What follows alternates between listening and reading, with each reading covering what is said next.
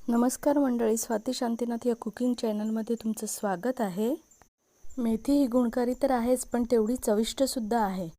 मेथीपासून आपण अनेक प्रकार करतो। मेथीचे पराठे, मेथीची भाजी, पनीर मेथी। पण मेथीचा हा प्रकारसुद्धा तुम्ही खाऊन बघा, मला खात्री आहे तुम्हाला नक्कीच आवडणार आहे।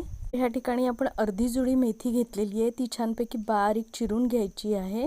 तुम्हाला जर भरपूर प्रमाणात करायचं असेल तर तुम्ही एक पूर्ण जुडी घेऊ शकता। व्यवस्थित निवडून फक्त पानं घ्यायची आहे मेथीची, देठं घ्यायची नाही आहेत। स्वच्छ धुवून घ्यायची आणि नंतरच चिरायची आहे। तर ह्या ठिकाणी आपण 1 कप चण्याची डाळ आणि पाव कप मुगाची डाळ भिजत घालून घेतली होती। 4 ते 5 तास भिजत घालून घ्यायची आहे आणि एका परडीत काढून घेतलेली आहे। आपण परडीत निथळत ठेवणार आहोत आपण 5 मिनिटं आणि निथळलं सगळं त्यातलं पाणी की मग मिक्सरच्या जारमध्ये काढून घ्यायचं आहे आणि मिक्सरच्या जारमध्ये काढून आपल्याला ह्याची फाईन पेस्ट करायची आहे। पण त्याआधी काही इन्ग्रेडियंट्स ॲड करायचे आहे ह्यामध्ये।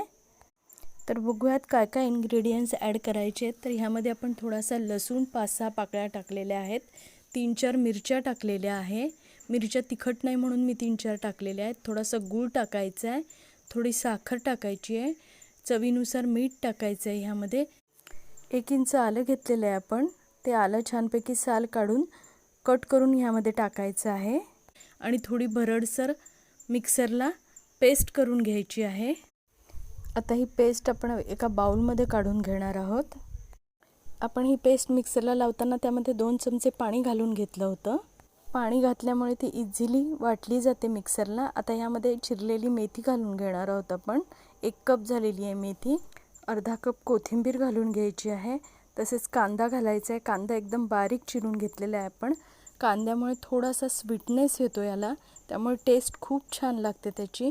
आणि 1 छोटा कप आपण ह्यामध्ये तांदळाचं पीठ घातलेलं आहे, तसेच कांदा लसूण मसाला घातला आहे, हळद घातलेली आहे 1 चमचा। डाळ मिक्सरला लावताना आपण थोडंसं मीठ घातलं होतं, पण थोडंसं परत मीठ घालून घेतलेलं आहे आपण ह्या ठिकाणी।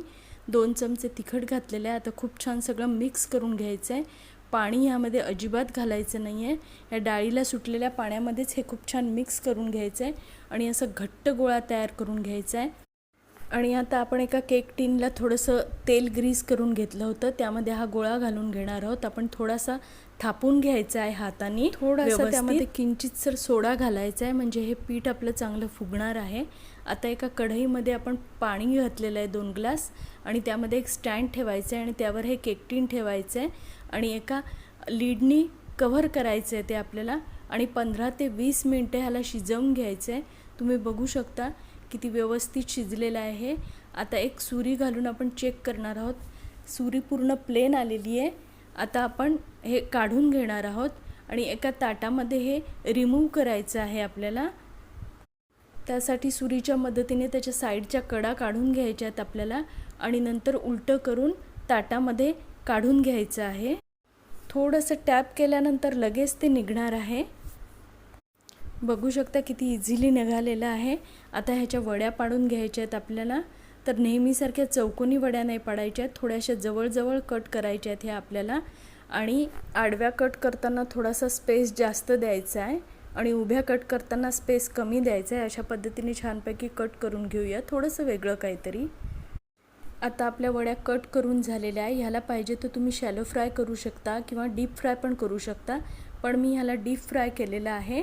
डीप फ्राय जास्त चांगलं लागतं। एक साईडला आता आपण कढईमध्ये तेल तापत ठेवलं होतं, तेल आपलं खूप छान तापलेलं आहे। आता आपण सगळ्या वड्या ह्यामध्ये घालून घेणार आहे आणि व्यवस्थित लालसर होईपर्यंत तळून घ्यायच्या आहे।